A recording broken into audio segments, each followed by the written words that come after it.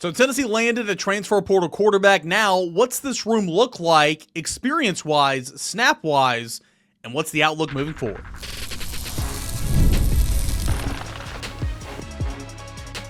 You are Locked On Vols, your daily podcast on the Tennessee Volunteers. Part of the Locked On Podcast Network, your team every day. Hey, good Tuesday morning, everybody. Welcome into it. This is Locked On Vols, your number one spot for Tennessee football news and entertainment weekday mornings when you wake up. We are a part of the Locked On Podcast Network. We're at your team every single day. Everydayers couldn't do the show without you, and the Locked On Podcast Network, the number one sports podcasting network available. I am your host, Eric Cain. Thank you so much for being here. Today's show is going to be a fun one, breaking down all the quarterback talk, controversy, if you will, here on January the 20th in segment number one. Ryan Staub from Colorado joins this group. Faizon Brandon, five-star signee. George MacIntyre. What's the look of this group, and what's the outlook on Joey Aguilar? That's coming up in a matter of moments.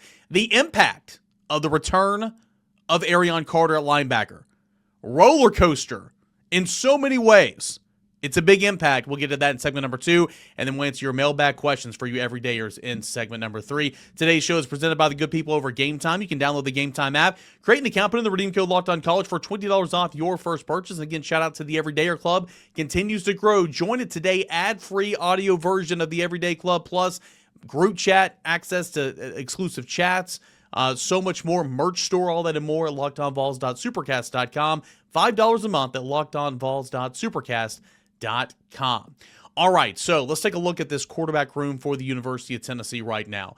Ryan Staub comes in from Colorado. He is the transfer portal addition to the room. I said, I think my open on yesterday's show was Tennessee's found its quarterback in the transfer portal in Ryan Staub. That's true, because Tennessee was bringing in a quarterback in the transfer portal no matter what. Now, that doesn't mean Ryan Staub is the starter. In fact, the overwhelming majority of Tennessee fans right now will probably say, oh, he's just going to be a third string or backup insurance policy or whatever.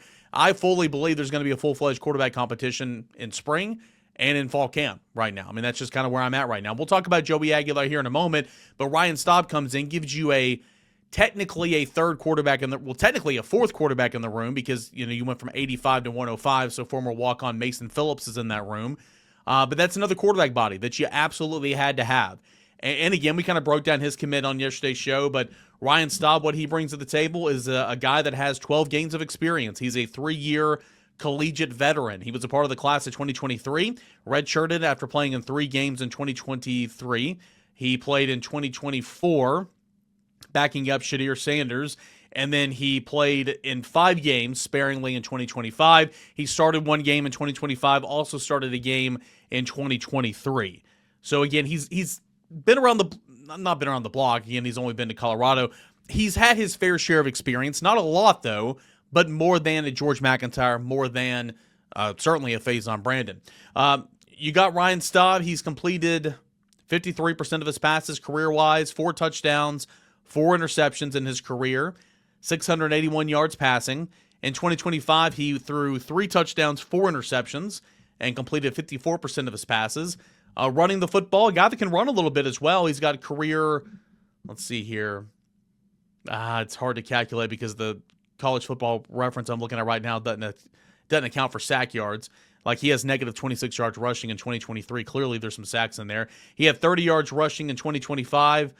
He's ran for a touchdown in his career. So, again, I'm not trying to make it more than what it is. A guy that's got a little bit of experience, not a whole lot, but a guy that's going to come in and compete for the job with Faizon Brandon, George MacIntyre. Total, Ryan Staub has 213 career snaps under his belt. Clearly, he is the most experienced quarterback in the room, again, not counting Joey Aguilar for right now. You look at George MacIntyre, and he's probably the fan favorite right now. He's an in-state kid. Brentwood Academy came in and was once upon a time early in the recruiting cycle, was a 5-star. Bumped down, he was a 4-star, top 200 player or whatever. Really good athlete, really good player, had a good fall camp, has a lot to go in terms of learning the offense and all that, and that's typical for a young guy, or at least at the time. But that was back in August. Now we're sitting here in January, and he probably is carrying himself like he's the guy in the room. He took a couple of the wide receivers and the tight ends down to Florida, and they worked out down there. Saw a picture of Ethan Davis down there, Darius Jackson, Braylon Staley, Mike Matthews, some other guy, Joakim Dotson.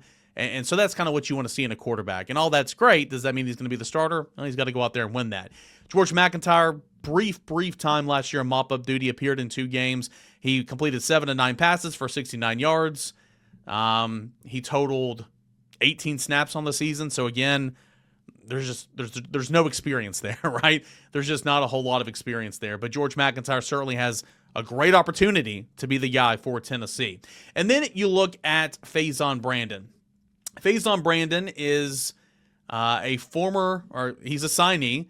He was the number 9 overall prospect in the class of 2026, according to the Rivals industry rankings. Okay. 4th quarterback, number 1 player in the state of North Carolina, number 9 overall. If you look at 247, he was the 2nd overall player in the country. ESPN, he was the 9th overall player in the country. Rivals, he was the number 34 overall player in the country. But again, the Rivals industry rankings puts him at number 9 overall, number 4 quarterback, and the number 1 player out of North Carolina. Interesting, I kind of wanted to go back, and obviously he's not played in any college games, but I wanted to kind of go back and look at his stats. He was very much injured. His senior campaign, unfortunately, was, of the possible 15 games, they went on to win a state title, and he came back to quarterback then, which was great. But he only played in 6 games due to injury. He threw for 1,116 yards, completed 65% of his passes, 11 touchdowns, 1 interception. He ran for, let's see here. He ran for 3 more touchdowns, 233 yards rushing. So that was in an injury-plagued 6-game senior season where he came back and led them to a state championship. That freshman on the team, I'm sure he'll be a highly rated prospect if he's not already. I don't know his name. Brody Lowe. He's the one that played in his place. Man, he put up incredible numbers. Anyway, look at his junior season when you get the whole picture, right? 16 games for Faizon. I believe they won a state title then as well. He threw for 2,814 yards, 35 touchdowns, 2 interceptions, completed passes at 77%. Again, this is high school football, okay? But I'm just trying to give you a picture, kind of the production that he did for Grimsley. Really, really good program. Goodness gracious, in 2023, great Scott. The running back had 47 rushing touchdowns in 2023. Gosh, in 2024. Holy crap. The rushing, I'll go back and look up where he played, or where he's playing now, but 47 rushing touchdowns, 2,356 yards. Holy crap. Anyway, Faizon Brandon as a junior rushed for 9 touchdowns, 625 yards rushing. And then as a sophomore, in 14 games, he threw for 3,026 yards, completed 69% of his passes, 36 touchdowns, 3 interceptions, rushed for 9 touchdowns, and rushed for 528 yards. So again, Faizon Brandon, very, very productive in high school. It's why he was one of the most highly rated players in the entire cycle. And then that brings you to Joey Aguilar, who, again, you can't count on right now. We did have news. Again, I mentioned friend of the program from the Daily Times, Caleb Jarrow, reported on Sunday afternoon that a court hearing has been set for a preliminary injunction hearing. A preliminary injunction would grant Joey Aguilar and players like him access to go and play immediately. Okay, they're trying to, that would be essentially hitting pause, letting this crop of players play, and then, if the NCAA wants to challenge that, obviously the entire case goes on to court, and as they're trying to, get away from the JUCO years counting against you. But a preliminary injunction would give you instant availability to play, eligibility, if you will. That date is going to be on February the 10th. So that's the next thing we know about Joey Aguilar. Again, you have to assume, you have to operate as if Tennessee's not going to have him. And if by some chance Tennessee, if he does win the preliminary injunction hearing, that's awesome. I mean, holy crap. How things look different, right? But you cross that bridge when you get there. But that's what we know right now. That's kind of where we are right now. And it's going to be February the 10th for Joey Aguilar's preliminary injunction hearing. You look at him overall in his career, obviously. He's thrown for 10,325 yards, 80 touchdowns, 34 picks, completed passes 62%. He's rushed for 553 yards, 9 touchdowns, and he's played a total of 2,705 snaps. Clearly, Joey Aguilar is experienced, but that would just be a present. That would be a gift later in the month of February if he were to win that preliminary injunction. So that's kind of what the quarterback room looks like right now. The addition from Colorado via the transfer portal, Ryan Staub. redshirt freshman George MacIntyre, rising redshirt freshman George MacIntyre, true freshman Faizon Brandon, 5-star, and then Joey Aguilar. We'll see what happens in February, but that is kind of where we are right now. All right, what is the impact of Arion Carter returning to Tennessee and returning to, well, I wouldn't say returning to, being back for Jim Knowles, his first year as defensive coordinator? That's coming up next. It is a massive addition. It's a massive implications. I'll explain right here on Locked On Vols.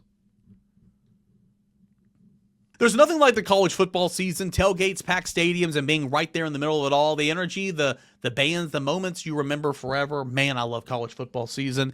But actually getting tickets this past year in the fall, sometimes it can be as frustrating as sitting in those long queues, prices jumping at checkout. I mean, you feel that trying to get basketball tickets as well. That's why Game Time's trying to give the advantage back to the fans. Not trying to, it is giving the advantage back to the fans. The easiest way to unlock amazing college football tickets for next year, college basketball tickets right now, experiences in just a few taps. I love being able to see my view from my seat before purchasing, so I know exactly what I'm getting. The zone deal stood out to me as well.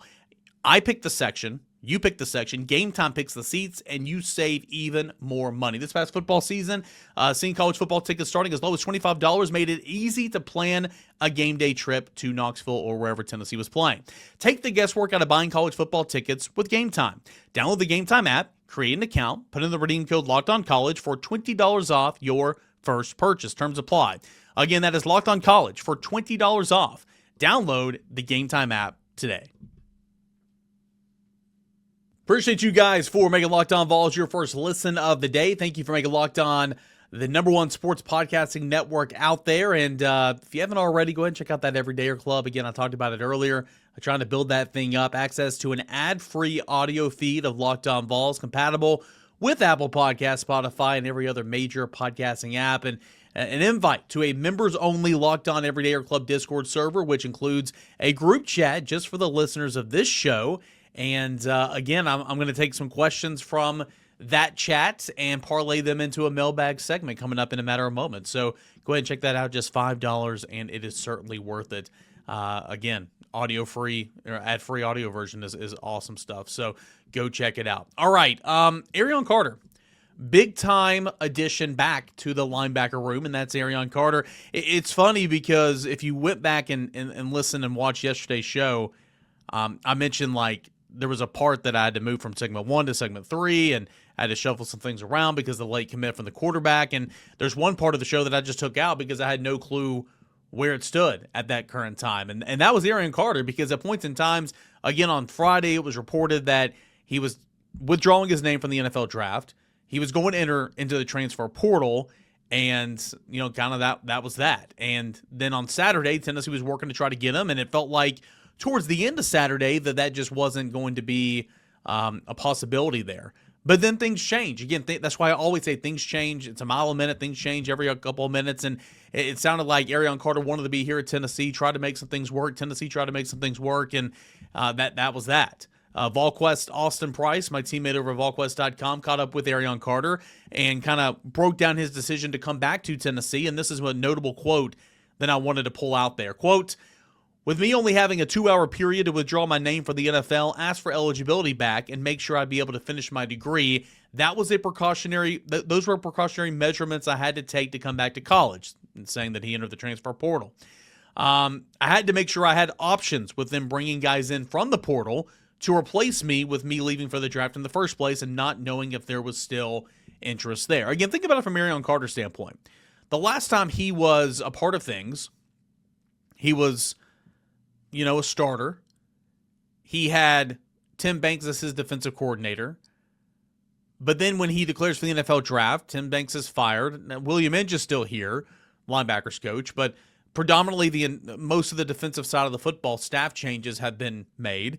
Doesn't know Jim Knowles, to my knowledge, at least didn't before this this weekend at least. And there have been a lot of change, and Tennessee had brought in a player to replace him, and Amare Campbell from Penn State. So I get where Arion Carter's coming from. Like, it's always good to give yourself some more options. A lot of times when it comes to questions about the draft or NFL, NBA, eligibility, putting your name in a transfer portal gives you those options to kind of fall back on if you need it. So, and again, let's not pretend here. There were other teams that were very much wanting Arion Carter and all that. Money played a factor into this thing. But at the end of the day, these two sides worked it out, and Arion Carter's coming back to Tennessee. That's big.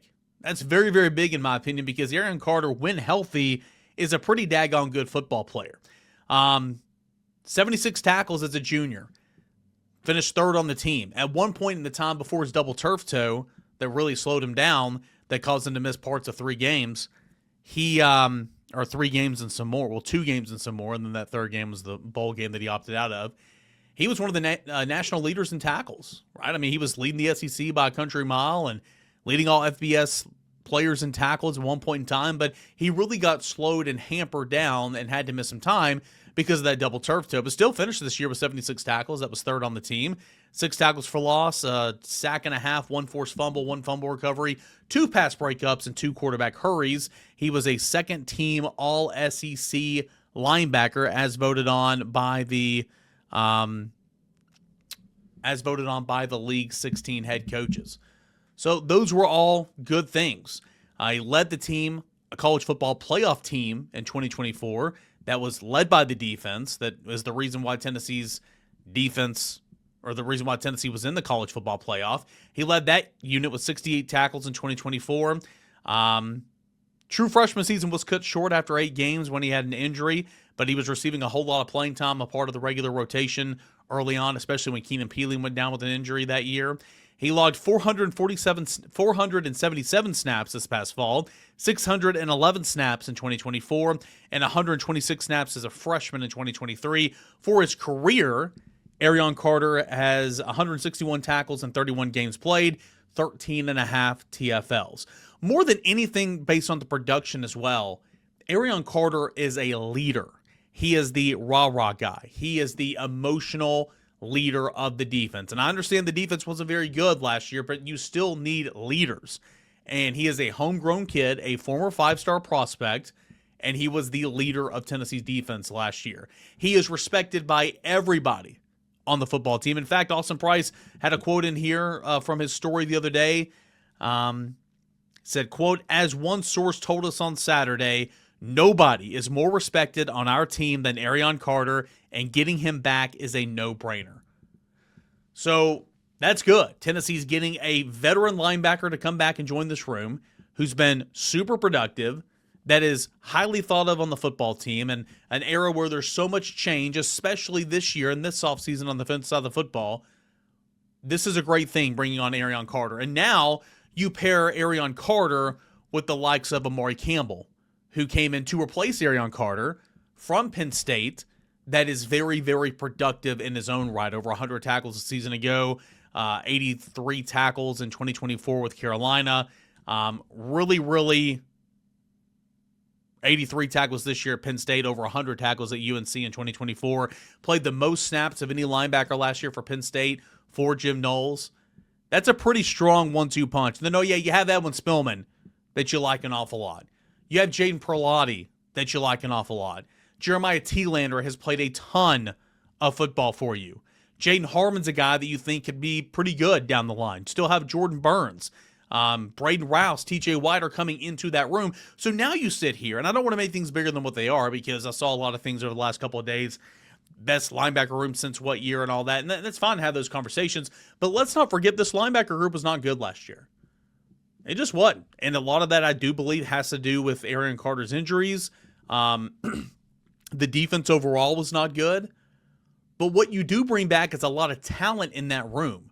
William Inge has recruited this room really well. Ryan Jean-Marie recruited this room really well before he left for Michigan. William Inge has recruited this room really well. There needs to be some development there. But also, you play better up front. You play better in the back end. You're not exposed in the middle layer, especially when you're playing outside of the box. But a lot of things, you got to do better. Quit missing tackles. Take everything inside and out. Run the alleyway from the inside out. Little things you're taught on, fundamentals of the game, of the position every single day. This group has so much potential. It's got loads and loads of experience. And I found this stat the other day when I was writing my little impact piece for Arion Carter. Listen to this. In total, Tennessee's linebacker room boasts career numbers of 674 tackles, 202 games played, and 5,159 snaps. So all these guys coming back into the room, Amare Campbell from Penn State/UNC, Arion Carter, Jeremiah Thielander, Edwin Spillman, Jaden Perlotti, Jaden Harmon, Jordan Burns, all these guys have combined throughout their careers for 674 tackles, 202 games played, 5,159 snaps defensively. That's really, really impressive. So I have high hopes for the linebacker room moving forward. I do. They got to play better. I recognize that. But Arion Carter coming back to Tennessee, that's definitely a positive for sure. And hopefully that can add some stability, another option at linebacker, another playmaking game-changer type option if he stays healthy. And that's pretty good stuff moving forward. Again, he's coming back because, as Austin Price put in his story the other day, was medically evaluated, would not be able to go for his pro day or for the NFL Combine. So for a linebacker that was not going to be a first-round pick, why not come back and raise your stock, play healthy football, raise your stock, and, oh yeah, make a pretty penny. Make a pretty penny in college for one more year. It just makes all the sense in the world. So I'm happy that it turned out that way. I am. And again, it was a mile a minute this weekend. At points and times, it did not look like this was going to happen. But ultimately it did. And that just goes to show you can't live in the moment to moment. You can't live in the minute by minute in the transfer portal, in recruiting, or roster retention like we are now, because you will drive yourself crazy because it changes so much. Tennessee gets Arion Carter back, and that is a big-time impact. So kind of what went into that decision, at least from what I've heard, that and so much more. We'll take your mailbag questions when we return. Coming up next right here on your Tuesday morning. Locked On Vols. Stay tuned. Everydayers, it's when you get to take over the show every Tuesday right here on Locked On Vols. And like I said, going to take the first question this week from the Everydayer Club Discord channel, the group chat. Go ahead and join that, guys. Get priority picking in the mailbag show. Don't worry, I'll still answer other mailbag questions all over the place. But as an incentive to try to get more and more people to join us over here on the Everydayer Club, wanted to take the first question from that chat. This is from Robo22. It says, so Cainer, can you break down each position room now after all the transfer movement and give us your thoughts if you see improvement, if you see stayed the same, or went backwards in terms of grade for each room? Good question. I did it a little bit last week, but that was before a run of 7 commits or 8 commits over the weekend, so I need to do it again. But I did a little exercise last week over kind of what each room had lost, retained, and added. So I'll need to do the numbers again and all that, but ultimately, I think on the offensive line, I guess for right now, I would say it got worse, but that's only because you lost a 2-year starter at left tackle. Ori Williams might be fine at right tackle. David Sanders might end up being a better left tackle, which I think he will be. But there's just the unknown there about Ori Williams. But overall, I'm high on this offensive line. I understand it struggled as the year went along. Gave up 16 sacks in games played against Alabama, Oklahoma, Vanderbilt, and Illinois. Not good. Not good enough. 4 sacks in each game. That's not good enough. But you are bringing back an offensive line you're bringing back 5 starters for bits and pieces of the season, essentially, if you count Shamie Morrow. So I'm high on the offensive line, but I guess just for now, because we haven't seen Ori Williams play, all right, he was a backup at LSU, I guess we'll have to say for now it's worse. But Tennessee brought in Ori Williams. Tennessee brought in Donovan Haslam from West Virginia. That's a swing guy. And then you lost Max Anderson, Bennett Warren, Lance Hurd, Brian Grant, who never played, William Satterwhite, all those guys that never played outside of Lance Hurd. Running back, I think you upgraded, because I think Javon Gordon's going to be an upgrade compared to what Peyton Lewis and Star Thomas respectfully gave you. I'm high on Peyton Lewis. I still think he's going to be a really, really good player. It just didn't – he scored a lot of touchdowns. He was productive here in a sense, but never kind of took over the room like I thought he would. But I think Gordon's going to be a really nice 1-2 punch with Deshaun Bishop and or DeJuan Morris. Bishop's going to be up there, but I think Morris and Gordon, who is experienced, who played a lot of Tulane this year, has a chance to be a nice counterpunch for Deshaun Bishop. So I'll say upgrade at running back. Quarterback, I'll say downgrade for now because essentially you bring in Staub, you lost Joey Aguilar. That was to graduation, but I'll say downgrade now. But, of course, we'll have a lot of conversation as we did in segment number 1 about the quarterbacks. Wide receiver, no movement there. I mean, you lost a guy, but that's it. I mean, it's fine. Tight end, you lost one blocking tight end and brought in another, so I think it's kind of status quo. Defensive line, you said goodbye to a lot of seniors. You lost Joshua Josephs. You lost Caleb Herring. Joshua Joseph to the draft, Caleb Herring, Jordan Ross to the portal. I understand those guys had high upside, but I think the upside of Chaz Coleman is greater. I think the edge from Tulane, Jordan Norman, is going to be a really good fit in the system. Xavier Gilliam at defensive tackle, I think it's going to be good because he's played an awful lot and he's played in the system. Tennessee still needs another defensive tackle. But for right now, I'll say upgrade because I like the way this line's kind of coming together. Linebacker, I'll say upgrade because essentially you lost Brendan Ains, who was a reserve that never played, and you added Amare Campbell. So that's a significant upgrade. And then right now, I'll say upgrade in the secondary simply because the secondary was just really bad last year. You brought in 7 defensive backs. That breaks down to 3 safeties, 3 corners, and 1 nickel. And again, remember, Tennessee was never at full strength last year. Didn't have Jamal McCoy, didn't have Ricky Gibson. Ricky Gibson transfers out. Colton Hope was great. Ty Redmond came on strong, but you retain Redmond. You add 7 more, and I just think that defensively in the secondary, that should be an upgrade. Kicker's going to be an upgrade because I think Rand Veer was much more consistent than Max Anderson, and then you brought in a long snapper, but I thought Bennett Brady did a pretty good job this year. So ultimately, that's kind of how I think about it right now. I think Tennessee upgraded in the secondary and upgraded the defensive line and linebacker. Hey, that's all defense. What was Tennessee worst at this year? That was defense. So I hope that answers your question right there because, well, Tennessee needed to make some moves defensively, and I think Tennessee did just that. All right, we'll go to some more questions. Gabriel, I'm just curious why you kept referring to Maryville High School as Maryville College. Yes, Gabriel, you and about 17 other people have been commenting on that. Sometimes when you talk in front of a microphone, you say things, you don't know you're saying it, and I guess the best – nobody can understand unless you've been in this position before. So that was a mishap, obviously. Clearly, I know the Maryville High School Rebels because I rattled off the last 4 head coaches of their tenure on yesterday's show. Also, I know the Fighting Scots of Maryville College, the Fighting Tony Irulis, as I like to call them.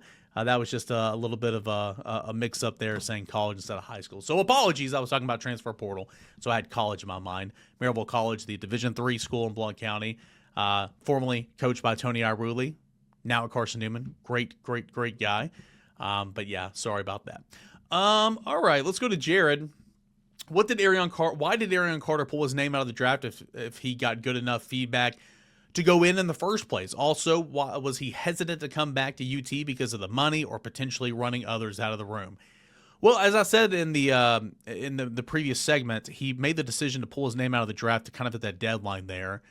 And when he did that, he wanted to make sure he could have a landing spot somewhere. So, and again, the transfer portal, draft there, the transfer portal deadline to enter was Friday night, and so you needed to give yourself options. So I think that's why he did it. I think it worked out because if this move happened on Thursday or Wednesday of last week, I certainly could see younger linebackers in the room going to the portal because why? Why not, right? I mean, your snap count just took a hit for next year because Arion Carter comes back. Everybody loves Arion Carter. He's a great teammate, and I'm sure they're all boys. But at the end of the day, your snap count took a hit if you're like probably like a Jaden Harmon thinking ahead, Jaden Prelati thinking ahead, Jeremiah Thielander thinking ahead.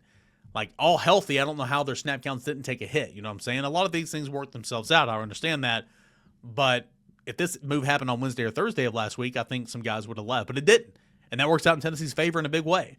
I do think the money had something to do with it as well in terms of won't he be back with Tennessee as it does with a lot of these players. That's just nature of business nowadays. But I do think that he wanted to be here and made an effort to get it done, and it did. Also, I can't speak for Arion. It just sounds like a guy that wanted to be done with college at that point in time and maybe jumped the gun a little bit and went in there and got the feedback he didn't want to hear. So he's like, oh, maybe I should go back and try to improve my stock. That's just kind of where I'm at in this situation. Let's go to Todd. Todd says, is the football after anyone else in the transfer portal, or are they done? Seems like they need a true defensive lineman. I couldn't agree more. Yeah, they need a defensive tackle. They had Brian Taylor Jr., the second in from Florida. I think that went well. That was on Sunday, but he's a guy that I think has to win an appeal to get another year. So it's like you need a sure thing on the defensive line. You need a true tackle. Tennessee looked at a couple different tackles from the SEC, some reserve guys. We'll see if anybody jumps in for the portal from the two teams last night in the national championship, Indiana and Miami. That's always a possibility, but I'm with you. Tennessee needs another defensive tackle. They're not done. They would love to add a defensive tackle. I think they'd love to add another guy in the secondary, and we'll see if they want to add anybody else. But they're at 18 right now, so they're just about done. We'll go to Randy. Rick Barnes can get the best out of his team and have them playing their best basketball come March, but I think they're missing Cade Phillips' defense and rebounding right now. Jalen Carey's offense plus Cade Phillips' defense is the kind of big the coach is looking for. Do you agree? Yeah, I would agree for sure. Cade Phillips rebounds like crazy. He's very physical on the defensive end. We've seen what Jalen Carey can give this front court offensively. We saw it at Vanderbilt. We've seen it at stretches this year. At points in time. So far, not much in SEC play, though. I mean, obviously, he knows this league, so it's not like he can't handle the physicality of it because he had a really good year at Vanderbilt last year. But in SEC play so far, Jalen Carey's offensive numbers have not been that great. He's got to rebound more. Felix Okpara has got to rebound more. That's the one I'm at, and I've heard Rick Barnes make comments about that already a lot this year. Dude's got to rebound more. He's a great perimeter. He's a great rim defender. One of the best defenders in the country. He has got to rebound more, simply put. That's kind of where I'm at on that. A couple more questions.